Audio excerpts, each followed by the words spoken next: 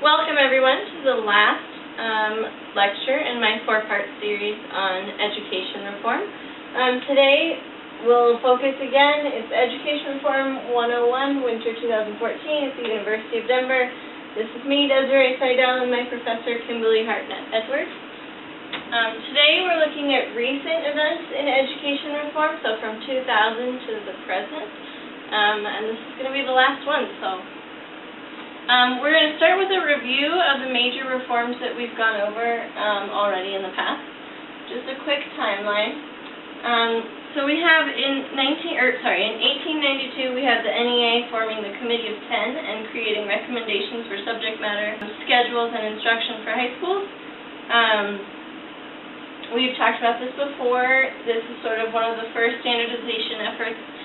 So up until 1892, really what we're doing isn't so much education reform, it's more building the education system in America, putting everything together, deciding what years the school should be, who should be allowed to go to school, how schools should be funded, things like that.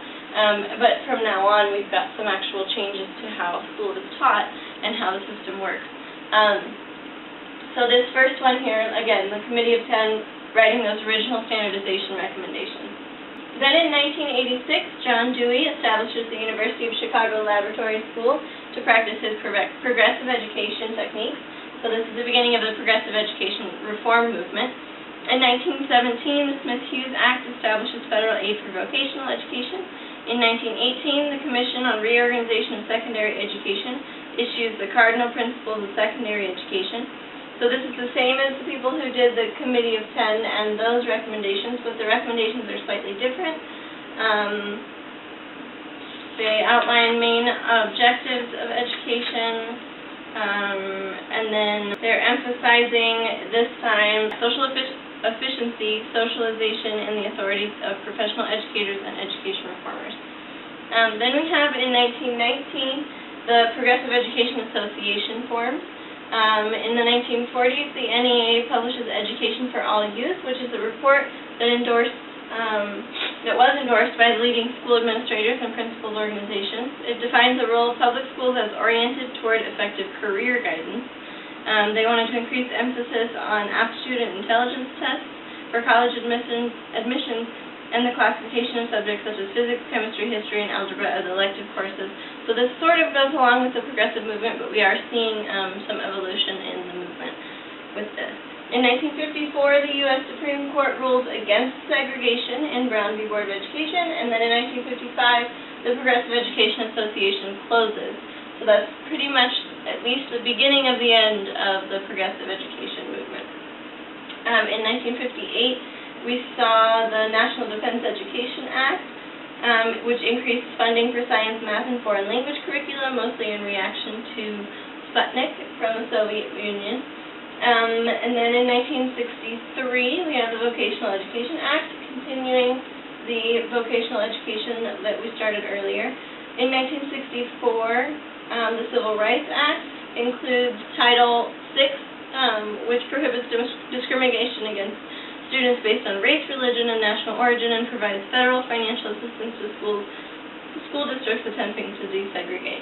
And then we have the Economic Opportunity Act in the same year, included Project Head Start, which provided economically deprived preschoolers with education, nutrition, health, and social services at special centers based in schools and community settings throughout the country. It was part of Lyndon B. Johnson's War on Poverty. In 1965, President Lyndon Johnson signed the Elementary and Secondary Education Act, which, well, it's giving more than $1 billion in federal funds to education. It also expands later to include programs for Native Americans, children of migrant workers, the disabled, limited English-speaking students, and it prohibits sex discrimination later. In 1967, President Lyndon Johnson signs the Education Professions Development Act to provide further funding for expanded in-service training for teachers. In 1971, the Supreme Court rules against the direct government aid for religious schools. In 1972, it strikes down many state compulsory attendance laws. In 1973, it upholds the use of property taxes for school funding. In 1974, the U.S. Supreme Court rules that schools must provide language programs for non-English speaking students. In 1979, the U.S. Department of Education established a cabinet level, is established as a cabinet level. In 1981, Ronald Reagan signs the National Education Consolidation and Improvement Act, which reduces funding and combines federal education aid into several large block programs. In 1983, the National Commission on Excellence in Education publishes Nation at Risk, which, remember, is the report that severely criticizes education in the United States at that time and causes a lot of debate, and also basically spurs the education reform movement of today. And then we have, in 1988, the Illinois State Legislature approves the Chicago Reform School Act, which shifts significant powers and money to local schools.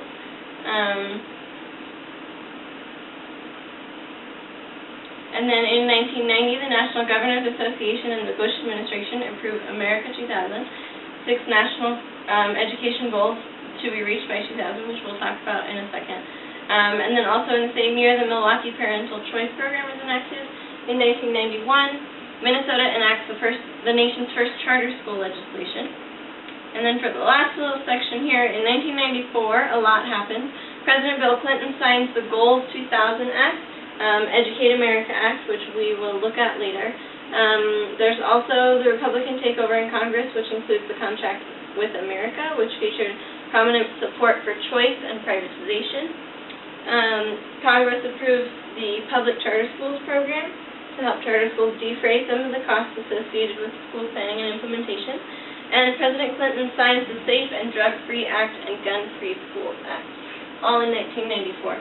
In 1995, the Milwaukee Choice Program is expanded, followed by a suit in Wisconsin Supreme Court, which allows non-sectarians the expansion of the program but prohibits inclusion of religious schools. The same year, the Ohio legislature enacts the Pilot Project Scholarship Program, allowing Cleveland students to use tuition scholarships and assistance grants to attend participating private schools within Cleveland or public schools outside of Cleveland. And then in 1998, Congress passes the Charter School Extension Act, which reauthorizes the public charter school program and creates grants to operate charter schools. California voters approve a ballot initiative that effectively eliminates the state's bilingual education program. Wisconsin Supreme Court upholds publicly funded vouchers for religious schools. Plaintiffs appeal the decision, but the Supreme Court declines to hear the case. And then in 1999, finally, the Ohio Supreme Court overturns Cleveland voucher program on a technical legality. They reauthorize the program in the legislature, but then later it's halted under judicial injunction, and then all the students have to return back to their school that they were originally going to. And then in the same year, Florida enacts the A+ Plan for Education, which we're going to go over in more detail in a minute. The Michigan legislature approves a law to remove the Detroit School Board and allow the mayor to appoint a new reform school board. And then we will move on to, I just want to go into more detail of a couple reforms that I didn't get to go into very much detail in the last presentation because of how much information I had to give. So we'll start with the Elementary and Secondary Education Act. So it was passed in 1965 by President Lyndon Johnson. It provided more than $1 billion in federal funds to education and represented the most significant education contribution of his Great Society legislation. It was unprecedented, and many people really didn't like how much the federal government was getting involved in local schools. There were 5 major titles which provided financial assistance for. The first one was for local educational agencies and to educate students from low-income families. This one had the most effect on public schools. It gave schools with the highest concentrations of poverty the funds to provide special aid for students who were not achieving well academically or who had a risk of educational failure. It also included an expansion of Head Start, creation of bilingual education programs, establishment of guidance and counseling programs, and a significant increase in the number and scope of reading instruction programs. Titles 2 through 5 were for school library resources and instructional material, supplementary education centers and services, educational research and training, and strengthening of state departments of education. In 1966, the Act expanded to include programs for Native American students, and then later in 67, students with limited English-speaking ability. In 72, it prohibited sex discrimination against students in programs receiving federal funds. In 81, Title I was renamed Chapter I, and since its inception, Title I and Chapter I funding has eclipsed more than $100 billion spent by the federal government in an effort to support the education of the poorest Americans. Funds were largely controlled by the states and local agencies, so the money was given to the states and then they decided how to distribute it. And then we'll go into the national education goals. So in 1989, there was a summit between all 50 state governors and President George H.W. Bush in Charlottesville, Virginia. It was the first ever gathering like this to happen, and its sole purpose was to improve the U.S. elementary and secondary education. They set 6 goals that they wanted to reach by 2000. Number 1 was all children in America will start school ready to learn. This idea contributed later in 91 to the National School Readiness Task Force, publishing reports on the importance of things like physical health, self-confidence, and social competence in terms of academic knowledge and skills. So they also talked about things like developmentally and culturally appropriate instruction, class size, access to technology, and staff development. The second goal was that high school graduates would increase to 90% in America. The third was that American students would leave 4th, 8th, and 12th grades having demonstrated competency in math, science, English, and history, and geography. The fourth goal was that America will be the first in the world in math and science. The fifth was that adult Americans will be literate. And the sixth was that every school will be free of drugs and violence. One quote from George H.W. Bush here says, "Let us be an America of tougher standards, of higher goals, and our goals must be national, not federal."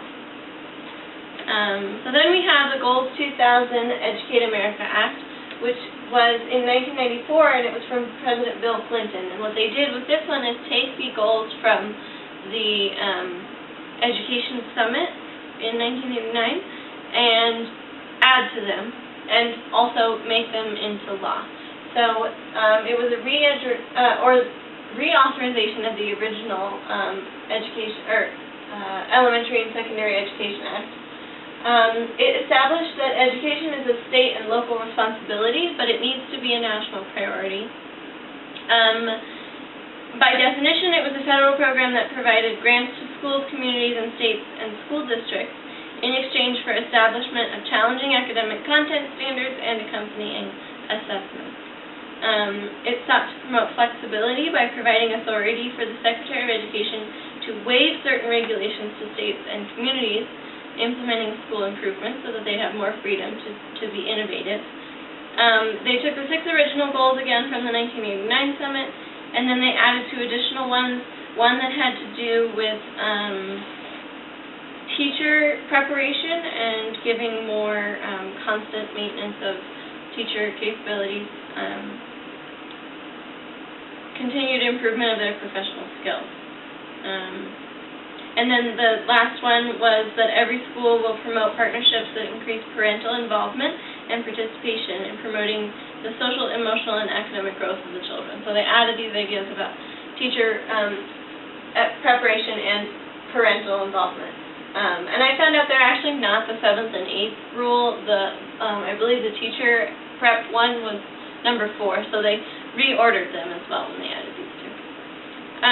The Act also established a National Education Standards and Improvement Council, whose job it was to examine and certify national and state content, student performance, opportunity to learn standards, and assessment systems voluntarily submitted by the state. And then also a National Skills Standards Board was also established to facilitate development of occupational standards. The goal of the board was to identify broad occupational clusters and standards that would lead to portable industry-recognized credentials indicating mastery of skills in specific occupational areas. Next we'll look at Florida's A+ plan for education. So there's a lot on this slide. It's really, really detailed. Sorry about that. So, it was passed in 1999, and it was proposed by Governor Jeb Bush from Florida. It was an education reform law that included the first statewide voucher program in the U.S. It included actually a lot of things besides the voucher program, but that's just what it's most famous for. But some of the things it included are a revision of the state curriculum standards, expansion of student assessment requirements, including the administration of the Florida Comprehensive Achievement Test annually from 3rd grade to 10th grade, expanded funding for school safety enhancements, truancy reduction, and teacher training and recruitment initiatives. Funding was also provided to districts for the elimination of social promotion, which means just letting kids move on to the next grade because of their age, regardless of their achievement. So this eliminated that through summer school programs, after-school instruction, tutoring, mentoring, and extended day programs. It included a requirement that all schools receive a report card detailing how well they would perform. It would feature a letter grade. It would provide the foundation for such measures as incentives for school achievement and improvement, and to the provisions of opportunity scholarships. The incentives were financial rewards up to $100 per student for schools that received an A, and those that improve at least one grade based on student achievement and dropout rate. The opportunity scholarships were provided for students at failing schools to help them go to better schools. The highest performing and improving schools were deregulated and encouraged to manage their own budgets and use innovative strategies to continue their improvement. A school receiving an F would be given 2 years to improve, during which time it would receive assistance from the school district and the State Department of Education. If the school failed to improve beyond an F in the second year, parents would have the opportunity to send their children to any public or private school with a state rating of a C or better, within or adjacent to their home district. So this is super controversial, but we actually see some echoes of this reform later when we look at aspects of No Child Left Behind. So we'll look at that later. Students with learning disabilities were covered under the McKay Scholarship in this plan.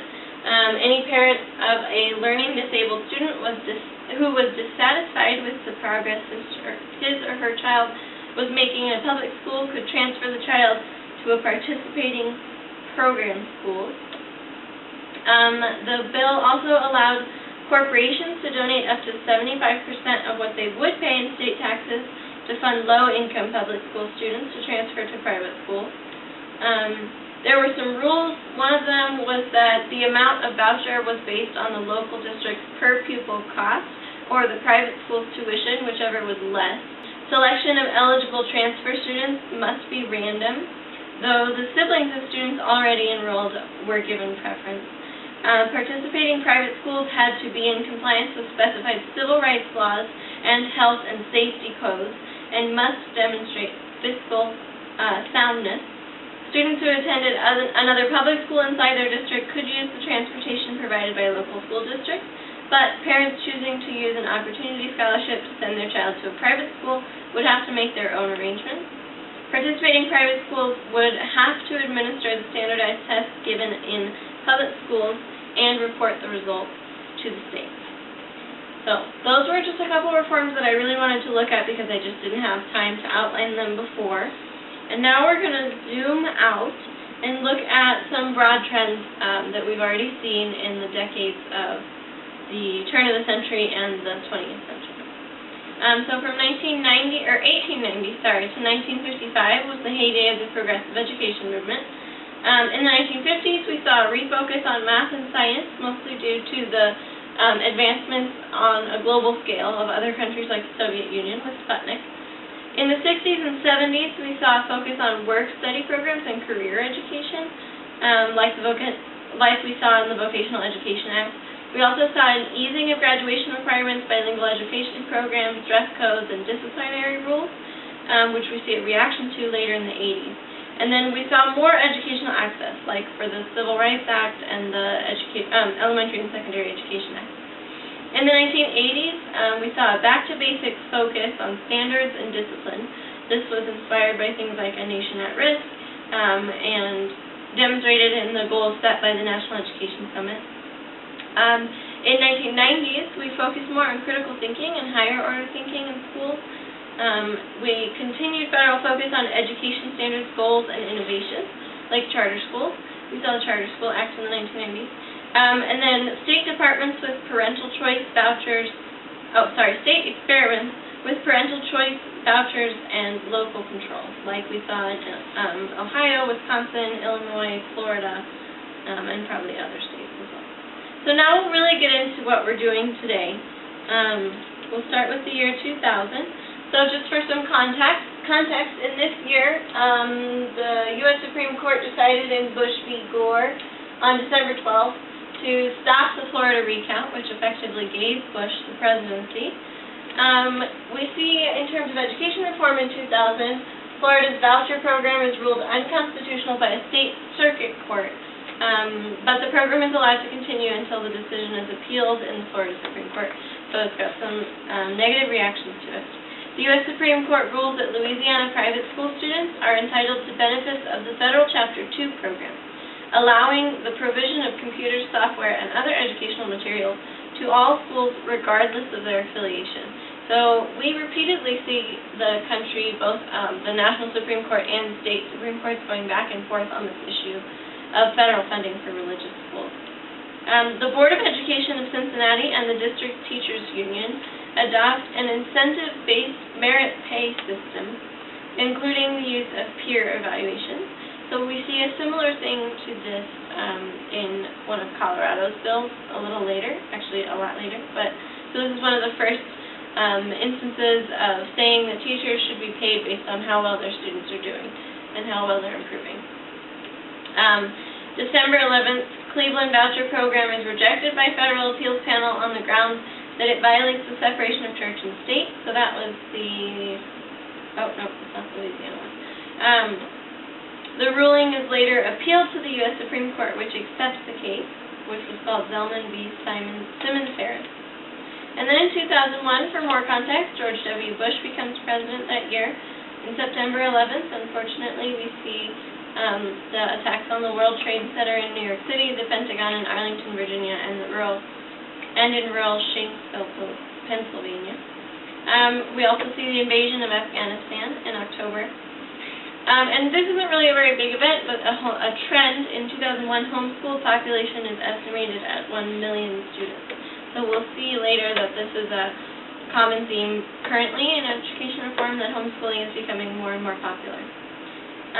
In 2002, President George W. Bush signs the No Child Left Behind Act, which we're going to look at in more detail in a second. In the same year, the U.S. Supreme Court rules that the Cleveland voucher program does not infringe on constitutional separation of church and state, and determines that it's okay to give funding to schools for computers and technological things like that, regardless of their affiliation.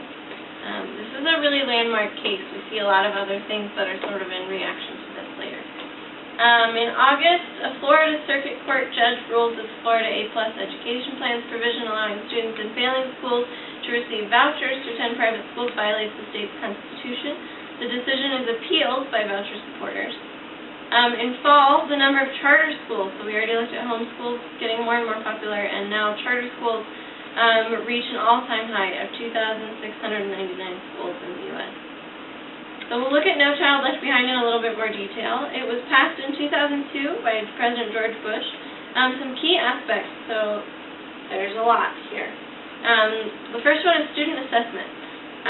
Participating states are required to implement standards-based reading and math assessments for students in grades 3 through 8 by the 2005-06 school year. So this is where the standardized tests that everybody's always talking about that we all have to take come from. CSAP in Colorado is what I had to take, and this is when it started. The states will have to develop and implement assessments at 3 grade levels for science by the 2007 and 8 year. All states are required to participate in the National Assessment of Educational Progress, reading and math tests for 4th and 8th grade, administered every 2 years, paid for by the federal government. So that's just one way. So all the states have to design their own standardized tests, but they also have to allow their kids to take a national standardized test. Students who have been in the U.S. schools for at least 3 years have to be tested in English. States must annually assess the English language proficiency of their limited English proficient students. Assessment results for public schools, local educational agencies or districts and states have to be reported to the parents in public report cards. Student performance broken down by race, ethnicity, gender, disability status, efficiency, English proficiency, and status as economically disadvantaged has to be recorded on those report cards also. The next one is adequate yearly progress requirements, or AYP. Each state has to develop their own standards of AYP. The standards will be applied to all students in each public school district, state, and will be specifically applied to students who are economically disadvantaged, limited English proficiency, and disabled students. Each state must define what constitutes AYP in increasing student achievement toward the goal of all students reaching proficient levels in the state by 2014. So they define what are our benchmarks to getting to all students being proficient by 2014. Each state must establish a starting bar or measuring point for the percentage of students who must be at proficient level, which may be based upon the lowest achieving schools or the lowest achieving demographic subgroup in the state, whichever is higher. Once the starting bar and the target are set, the state must raise the bar in gradual but equal increments to reach 100% of students performing at proficient levels by 2014. The next one are corrective actions. So schools that fail to meet AYP for 2 consecutive years, so this is what I was saying about how similar this is to the Florida A+ plan. So schools that are not reaching AYP for 2 years are labeled as needing improvement. They are given technical assistance, and public school choice must be offered to the students by the next school year. So it doesn't actually lay out money to give to the kids to go to other schools, but it does say that the schools have to offer the students the opportunity to go to a different school if they're failing for 2 years. Districts are generally required only to offer public school choice options within the same district, but if all the district schools need improvement, then they can make arrangements with other districts to send kids there. Schools that fail for 3 years, they're going to give students from low-income families the opportunity to receive instruction from a supplemental service provider of their choice. And schools that fail for 4 years must undergo at least one of the noted corrective actions, which could include replacing the school staff, implementing a new curriculum, decreasing management authority at the school level, appointing an outside expert to advise the school, extending the school day or year, or changing the internal organization structure of the school. Schools that fail to meet AYP for 5 years undergo restructuring, or I think it's also called reconstitution. Let me just make sure I've got that right.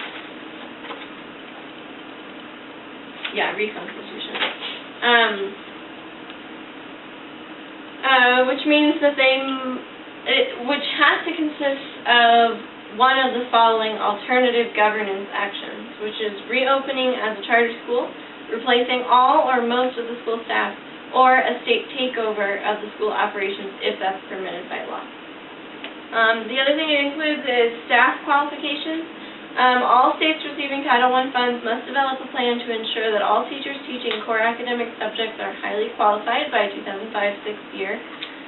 Teachers hired in teaching in programs supported with Title I Part 8 funds have to be highly qualified starting the first day of the 2002-2003 school year. All paraprofessionals hired and working in a program receiving funds are required to have completed at least 2 years of college or have met rigorous standard of quality. The next thing it included were flexibility minimums. These provided that states can transfer up to 50% of the funds they receive for state-level activities for programs including preparing, training, and recruiting high-quality teachers and principals, technology, safe and drug-free schools, 21st century community learning centers, and innovative programs. Districts may also transfer up to 50% of their funds received for local activities for specified programs. But if the district is in school improvement, it can only transfer 30% of the funds, and if it's in corrective action, it cannot transfer any funds. It also included performance bonuses and sanctions.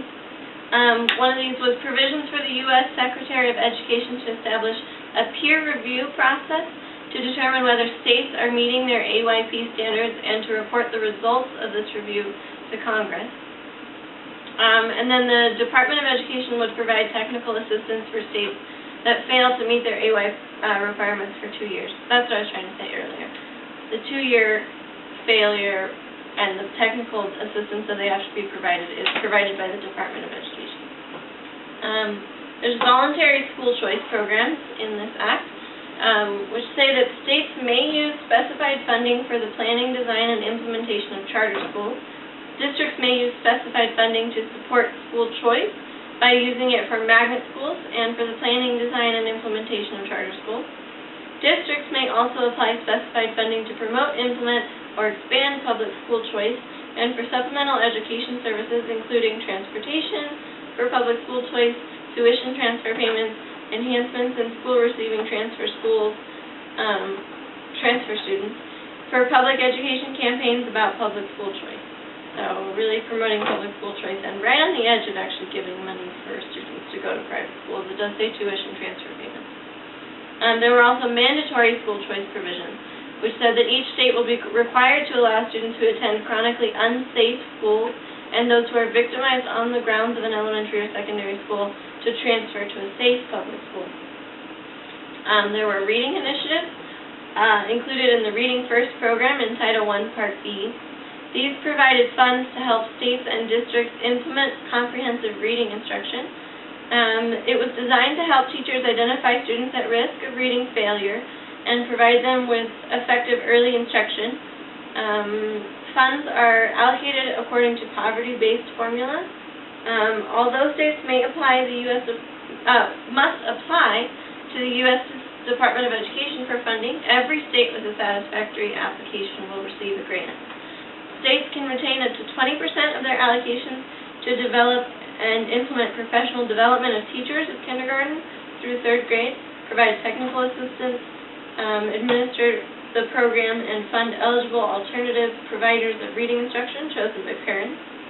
States have to use at least 80% of the funds to make 5-year grants on a competitive basis to local school districts, with a priority to school districts with at least 15% of families in poverty. Funded districts can only serve schools that have high percentage of students in K-3 below the poverty line or schools that have high percentages of students reading below grade level. Funds can be used to provide eligible services, including identifying students who have difficulty reading, providing research-based instruction, providing professional development for teachers, and expanding access to engaging reading material. It was funded at $900 million compared to the $286 million for the previous Reading Excellence Act. So a lot more money. The funds for the Early Reading First program were distributed directly to local school districts and public and private organizations serving children who are 3 to 5 years old.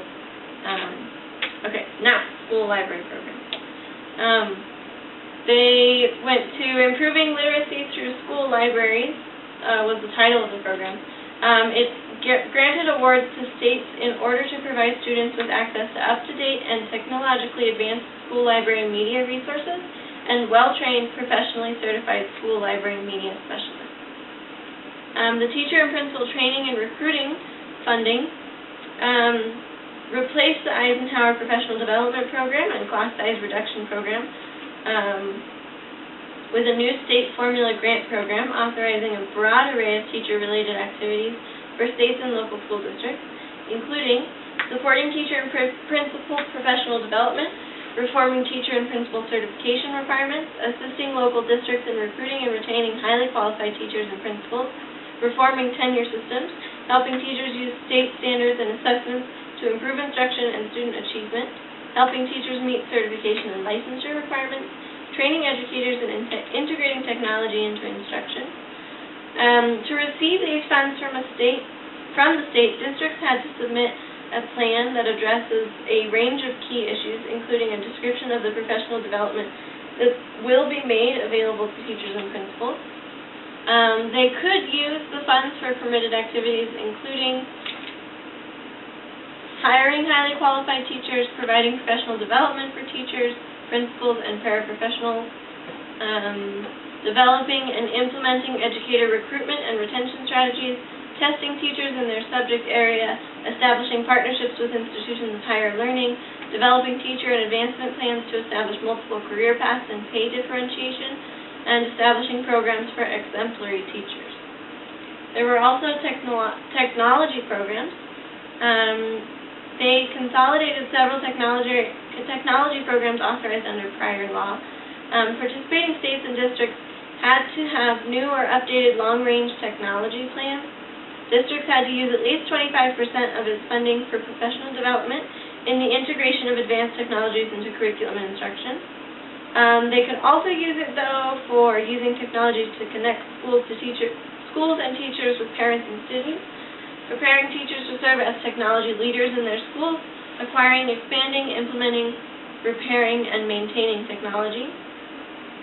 States could use funds for such activities as supporting innovative strategies to deliver courses and curriculum through technology, including distance learning, and developing performance measures to determine the effectiveness of educational technology programs. There were also provisions in the No Child Left Behind Act for safe and drug-free schools and communities. State and local agencies were funded for programs to prevent student violence in and around schools and the illegal use of alcohol, tobacco, and drugs.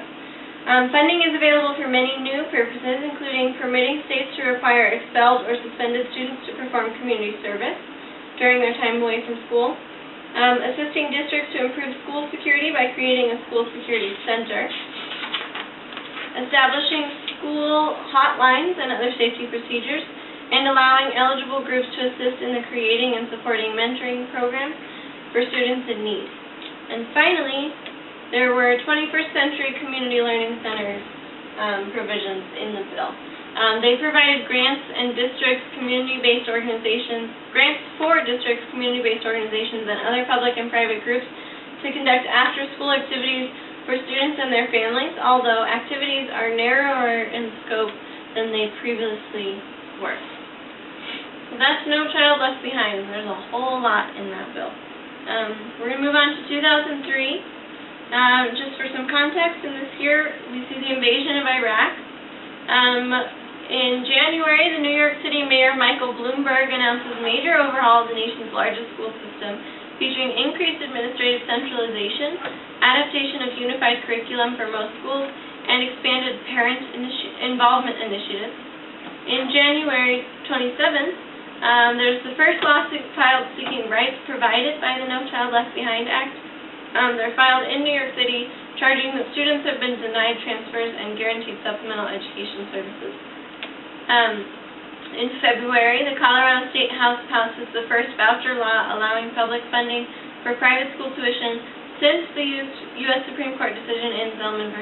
Simmons-Harris. So remember, this is the one that I said was sort of a landmark case in terms of allowing money to go to private schools.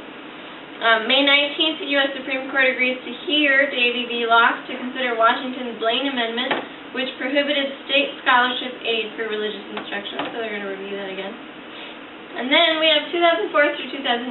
I couldn't find very much that happened in these years, so I put them all together. In 2006, the Florida Supreme Court upholds the finding of a lower court and strikes down the state's voucher program on the grounds that it is a violation of the Uniformity Clause, which requires the state to provide a uniform system of free public schools.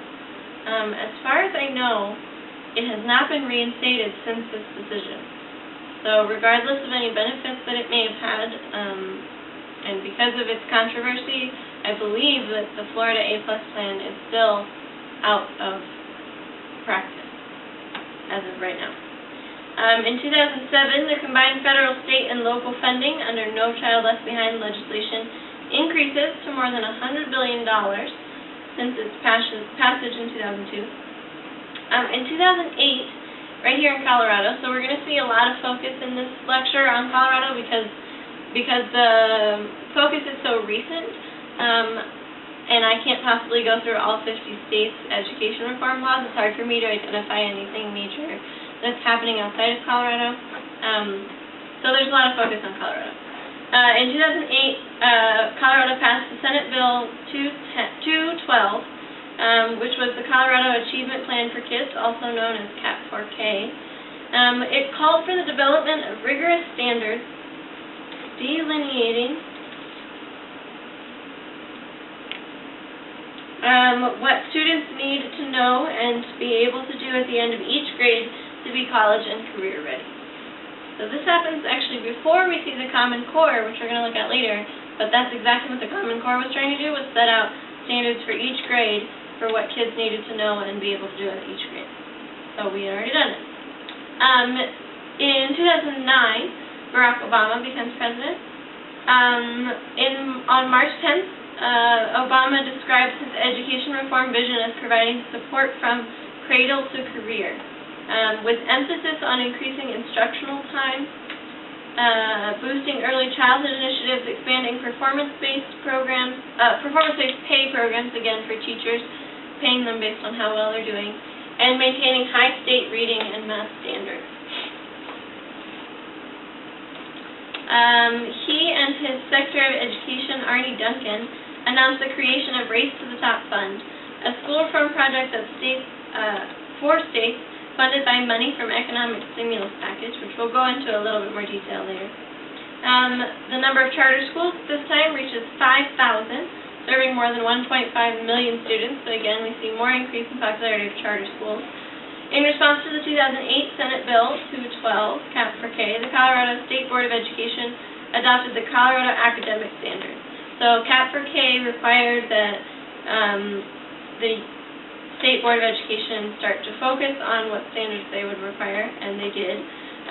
They updated the academic standards in English language proficiency and 10 other content areas, which were dance, drama, and theater arts, mathematics, music, reading, writing and communicating, science, social studies, visual arts, and world languages. Race to the Top from President Obama. We'll look at that now. So it was a $5 billion grant program administered by the U.S. Department of Education. It was created as part of the American Recovery and Reinvestment Act of 2009, which is also called the Stimulus Package. The money from it was to be distributed on a competitive basis to states that create programs designed to make dramatic progress in education, including improvement standards. So it really was designed like a race. There were rounds, and each school was rated against other schools, and the ones that were finalists moved on to the next round, and they each got awards in money at each round. The states that failed to give assurances that they would improve standards risk losing education funding from other parts of the stimulus bill, but there were states that didn't participate. The fund was created to create or strengthen standards and assessments, data systems and track systems, and foster continuous improvement, and also improvements in teacher effectiveness and the equitable distribution of qualified teachers for all students. It was also designed to provide intensive support and effective interventions for the lowest performing schools. Sorry, that's all here. And then we have 2010. In July, less than 2 months after the nation's governors and state school chiefs released their final recommendations for national education standards, 27 states adopt them, and a dozen more are expected to do so shortly after. So these are the Common Core state standards that we're going to look at in a little bit more detail. But so what happened was a meeting again between all the governors of the states, and they tried to set up standards that would be nationally applicable. And we'll look into that a little bit later. We also have David Davis Guggenheim's controversial documentary, Waiting for Superman. So there's just a little quote here from the Sundance Film Festival. It says, Filmmaker Davis Guggenheim reminds us that the education statistics have names: Anthony, Francisco, Bianca, Daisy, and Emily, whose stories make up the engrossing foundation of Waiting for Superman. As he follows a handful of promising kids through a system that inhibits rather than encourages academic growth, Guggenheim undertakes an exhaustive review of public education, surveying dropout factories and academic sinkholes, methodically dissecting the system and its seemingly intractable problems. So this is an extremely critical documentary. It's said to be very pro-charter school and very anti-teacher union. It was really controversial because it's really negative, my opinion, that it just focuses on everything that's going wrong. So we'll see later that he actually produced a different documentary that sort of responded to that criticism. We'll see that later.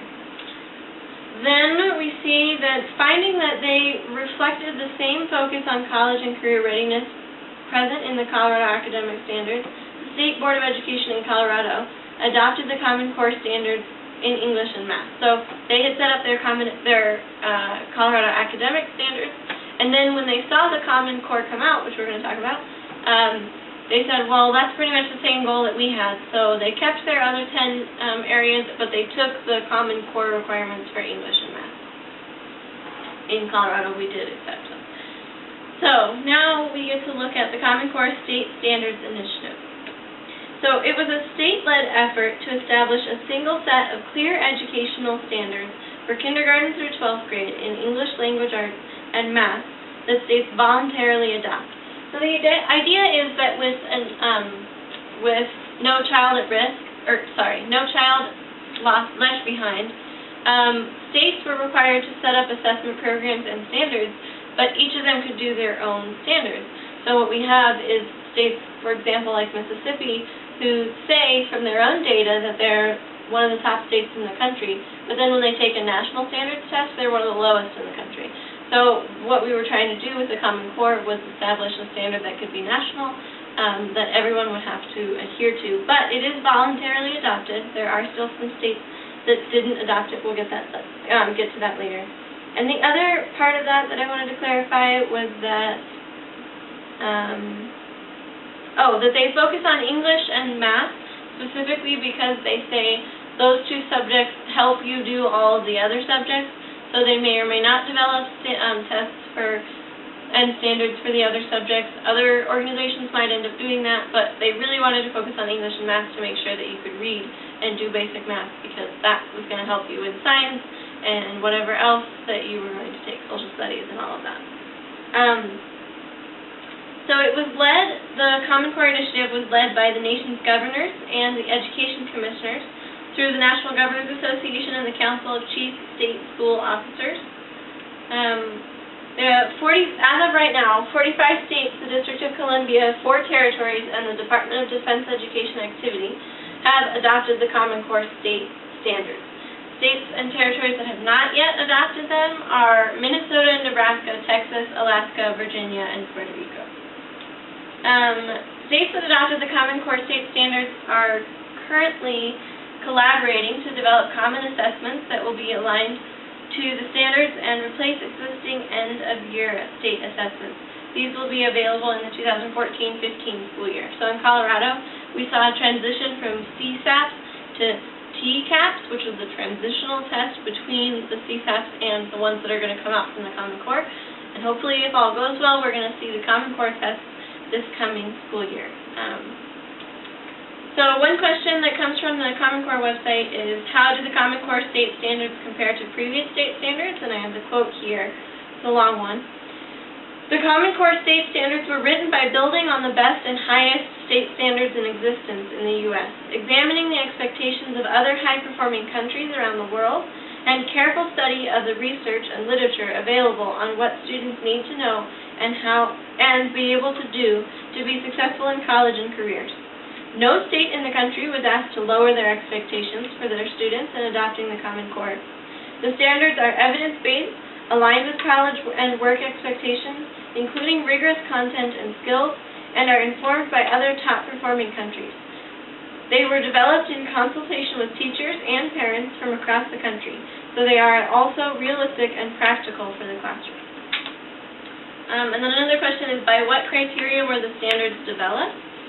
And I have here, the standards make careful use of a large and growing body of evidence, including scholarly research, surveys on what skills are required of students entering college and workforce training programs, assessment data identifying college and career-ready performance, comparisons to standards from high-performing states and nations, national assessment of educational progress, frameworks, so that's the national test that we've already had to take ever since No Child Left Behind, in reading and writing for English language arts, and the findings from trends in international mathematics and science, which is an international mathematics test, and other studies concluding that some traditional U.S. mathematics curriculum must become substantially more coherent and focused in order to improve student achievement. So one of the things that they've noticed in American education is that we've trended towards recently some things like the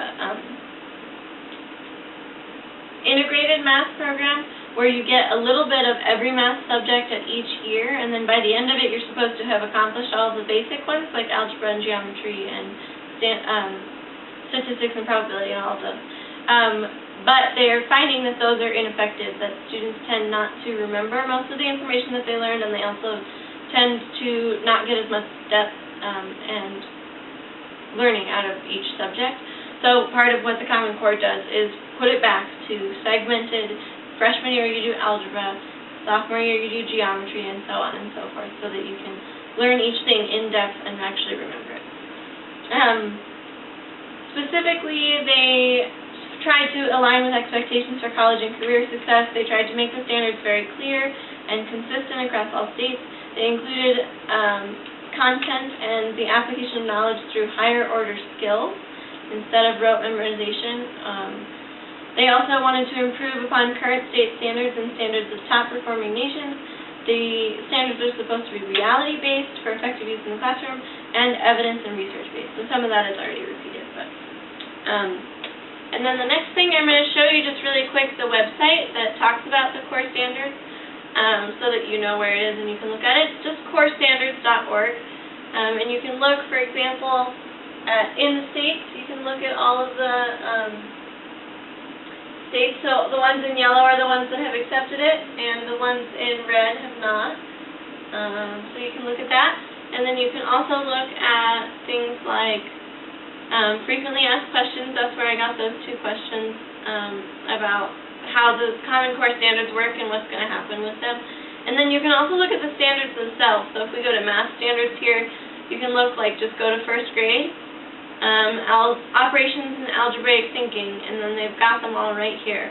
Represent and solve problems involving addition and subtraction. Understand and apply properties for operations, and the relationship between addition and subtraction. So you see examples of what they're expecting of students by the time they complete the first grade.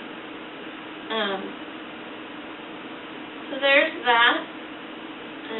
Let me get to the right slide.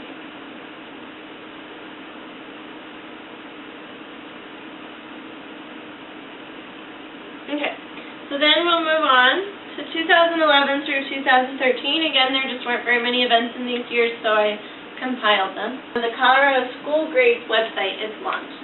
So I would also like to show you that one, but before I show it to you, I'm going to go over a couple things. One, it's a website that is presented by a coalition of 18 community organizations. Examples include Stand for Children, PACE, let's see, the Daniels Fund, things like that are supporting the creation of this website. The mission is to provide community members, parents, students, and educators with school performance information that is both accessible and easy to understand. The hope is that this website will help families and students make more informed decisions about the school they choose based on some part of academic information, The site was also created to inspire and equip community members, parents, students, and educators with the information and resources they need to effectively engage in school improvement efforts. So just to show you what this website looks like and how it works, so you can compare, you can look at each school individually in Colorado, and then you can also compare them side by side. So what I've done here is compared Denver School of the Arts to East High School. Denver School of the Arts is the high school that I actually ended up going to. It's a magnet school in Stapleton. And East High is in the City Park neighborhood, and it's the school that I would have gone into had I not been able to get into Denver School of the Arts. So we can just compare them side by side here. So Denver School of the Arts overall has an A+ on their scale, and East has a C. Denver School of the Arts is ranked 4th in state, and East is 176. And then you can look at their grades based on academic proficiency. So that's going to be looking at the standardized tests in reading, math, English, and science, and how they are right now. And then you're also going to look at academic growth, so change over time in these. And you can see that the website is new enough that science tests haven't been administered more than once within its creation time. So you have to wait for those to come around again before they have grades, but we do have the grades for growth. So you can see actually that East is doing more poorly on the grades just in the last year, but in terms of growth, you know, like in reading they have a B-, so they're seeing some improvement there. College and career readiness you can look at too. So there's like the graduation rate, 96.5 versus 89.6, not actually that bad. Remediation rate, 26% to 36%. Are they ready in reading, math, English, science? And actually neither of the schools are ready in math. So there's that statistic. Even though they're doing well on their standardized tests, they're not considered ready for college math classes. And then you can look at the student population also broken down by their income, their racial and ethnic backgrounds, their English language learning status, and things like that. And you can look at their growth and graduation rate specifically for the English learning language learners. So I think this is a really useful tool, at least in Colorado. Still, schools already have to publish their report cards on their websites and things like that, but this is sort of more accessible, more navigable, and it's manipulatable, so you can, that's not a word, and you can manipulate it, so you can choose schools you want to look at, you can compare schools side by side. So I think this is a really positive example of one way that we can see effectiveness. So we went over the Colorado School Grades website. The next thing on here is the Colorado Educator Effectiveness Bill, which is also known in Colorado as Senate Bill 191. It was signed. So the Colorado Educator Effectiveness Bill was a bill to try to change the requirements for how teachers had to be doing in order to, one, get tenure, to keep tenure, and to establish their pay as well. So the new evaluation requirements include opportunities for reflection, review, professional development, and growth. The requirements include an annual evaluations for all principals, teachers, and specialized service providers, evaluation based on statewide quality standards, defining what it means to be an effective teacher or principal. The professional practice quality standards account for half of an educator's annual evaluation. The other half of the educator's annual evaluation is based on the quality standard that measures student learning over time.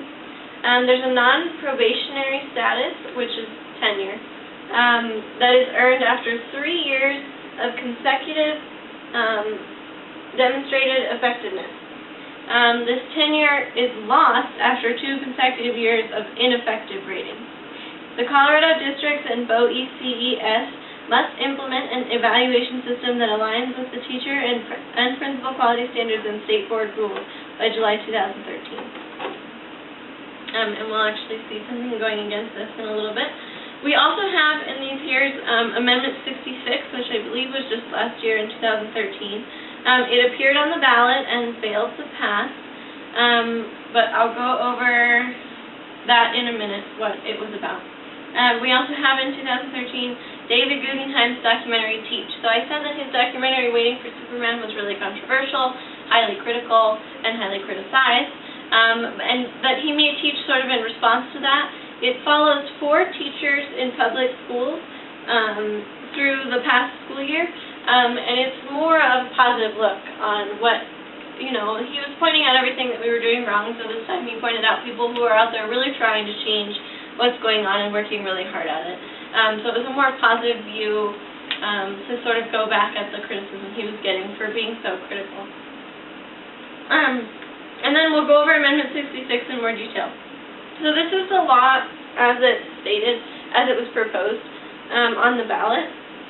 And I'm going to read it to you. It's in that ridiculous language that these ballot initiatives are always written, but try to bear with me. Shall state taxes be increased by $950 million? Yep, $950 million annually in the first full fiscal year and by such amounts as are raised thereafter by amendments to the Colorado Constitution and the Colorado Revised Statutes concerning funding for preschools through 12th grade public education, and in connection therewith increasing the current state income tax rate on individuals, estates, and trusts, and imposing an additional rate so higher amounts of income are taxed at higher rates, requiring the resulting increases in tax results be spent only for improvements to preschool through 12th grade public education, allowing all tax revenues attributable to this measure to be collected and spent without future voter approval, requiring at least 43% of state sales, excise, and income tax revenues to be deposited in the state education fund, and repealing certain existing public education fund requirements. It appeared on the 2013 ballot. It would have been effective on January 1st, 2014, but it did not pass. And I really just believe that any bill that starts with "should taxes be raised by $950 million" has pretty much no chance of passing. But there's a website here that outlines, and it's definitely pro-Amendment 66, so I apologize for that bias here. But it outlines what the bill would have done.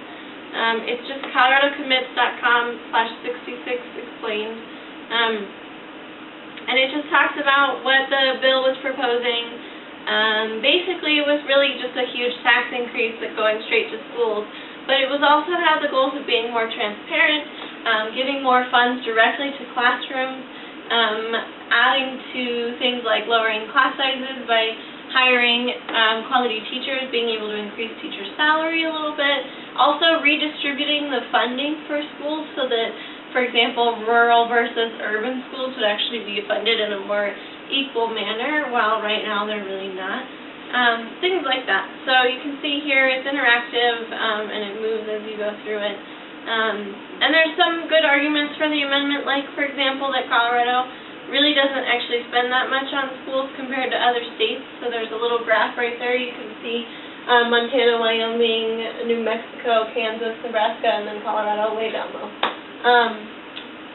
There's also the idea that the average family was only going to really pay $133 more in taxes, even though $950 million sounds like a lot, and that's a middle-class family, so poorer families wouldn't even have to pay that much. So this is a neat website. It might get deleted eventually since the amendment didn't pass, but it's useful for understanding the amendment.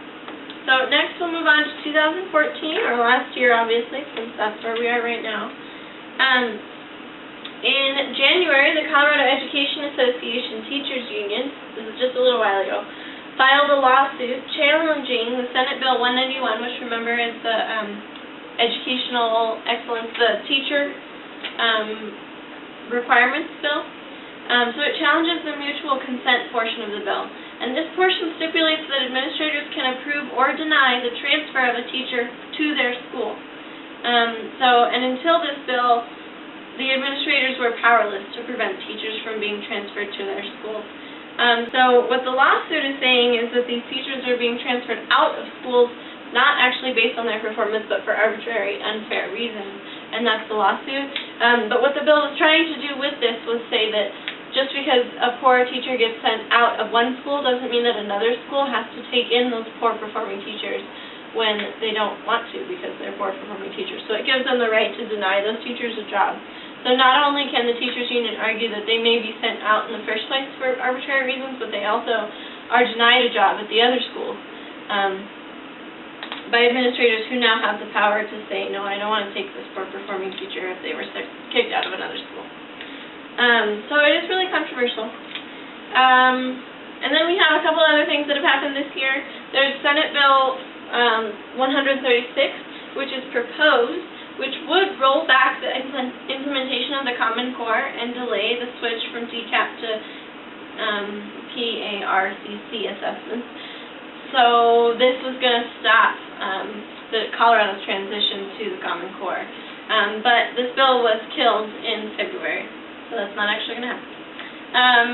In Colorado, again, we have House Bill 1202, which was led by Douglas County, and it would allow school districts to opt out of state tests. It could effectively dismantle the new teachers' evaluation system, because half of their evaluation is based on state tests.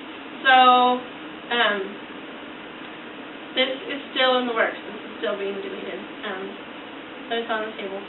And then there's also House Bill 1268, which would roll back mutual consent and reinstate forced placement of teachers, and it's still being debated. So this is sort of in reaction to the lawsuit filed by the Colorado Education Association. It's a bill that's being proposed that might actually legitimately stop the mutual consent provision of the Senate Bill 191 and reinstate the forced placement of teachers. So reinstate administrators not being able to say no to receiving a teacher who's been transferred out of another school. So we'll look really quickly in general at what Ian C. Friedman identifies as current issues in education reform, just to sum up, and then this is going to be the end of our lecture. So we have voucher. So under choice is an issue that's being debated right now. And under this, we have vouchers in charter schools, which we've talked about a lot. Several different states have passed laws regarding vouchers in charter schools. I think we've talked about them enough. There's also a trend, though, towards privatization, which tends to be more popular among conservative politicians. And it's basically the idea that public schools aren't working because they're bogged down by all this bureaucracy. So if we could switch it over to private schools that are funded by corporations, they wouldn't have those problems and they could be more effective. But of course, there's the other side of this, that not all students are going to be able to afford to go to private schools. So it's another controversial issue that's on the table. There's also homeschooling becoming more and more popular in reaction to both the performance in public schools, the safety of public schools, and then there's also like political issues, like perhaps parents wish that there was prayer in schools, so instead of putting their kids in public schools, they just homeschool and things like that. Accountability is a big issue, and under this we've got standards, assessments and testing, social promotion, reconstitution, bilingual education programs. So standards being set by like the Colorado Academic Standards, the Common Core. Are those the right standards? Are they being implemented effectively? And then the tests, are they really testing what we want them to test? Are they making teachers only teach to the test and therefore limit what they can actually teach to the students? Social promotion is really just the issue of, are we promoting kids up to the next grade because they are actually good enough or because they are just old enough to go on?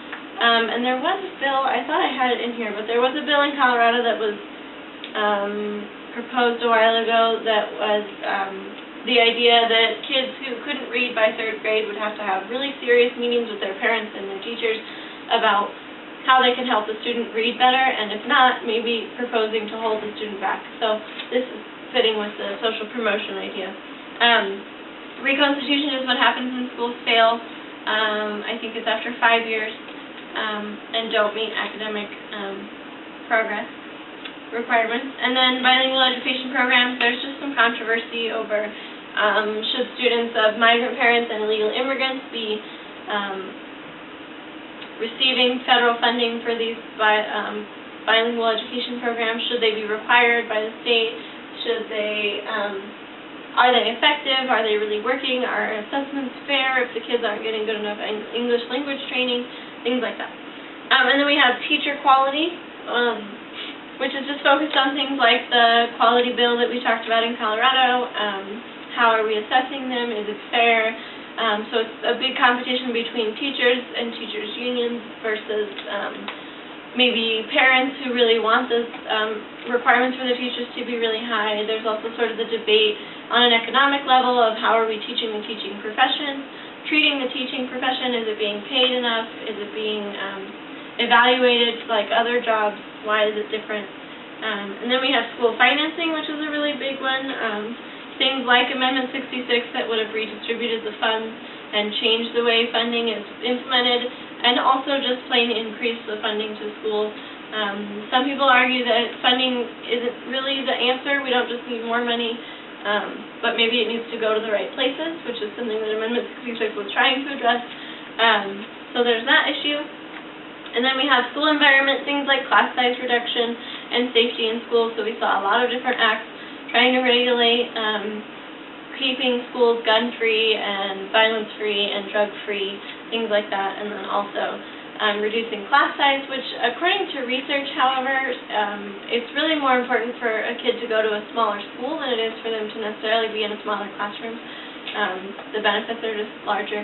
But anyway, class size reduction has been something that we've focused on a lot in terms of getting enough teachers in the classrooms and getting them prepared to deal with their class size. So here's a list of my references. And I just want to conclude by saying that I hope that this lecture series has enlightened some people.